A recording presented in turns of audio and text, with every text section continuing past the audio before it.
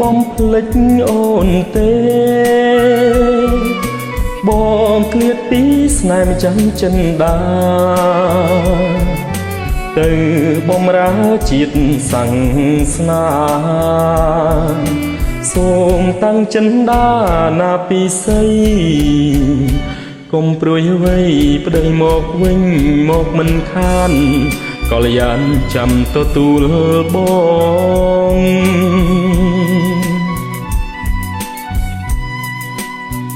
កុំព្រួយបងឆាប់មកវិញញ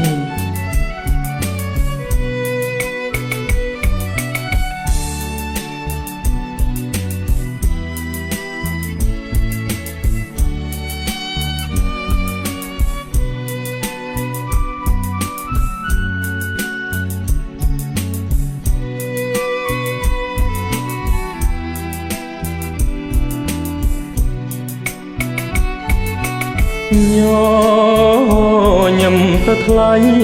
ដើម្បីទុកជារស្មីក្តីសុខសាន្តបងឃ្លាតទៅចិត្តនៅនឹងកល្យានភ្លេចមិនបានទេអូន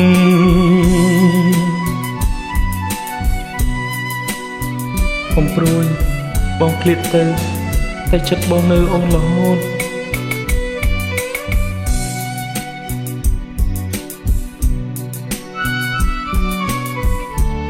អូនត្រូវថែខ្លួនណា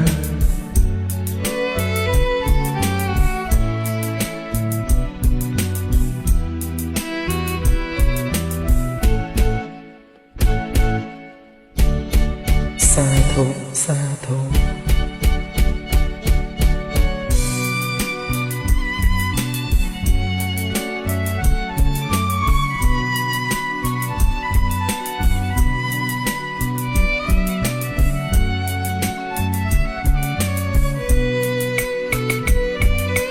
កុំ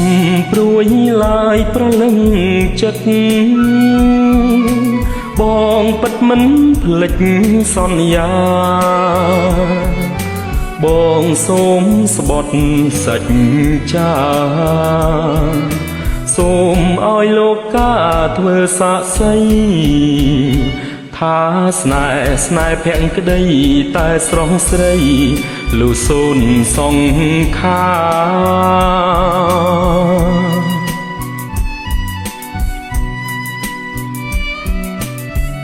បងមកវិញពួកយើងបានជួបជុំគ្នាហើយ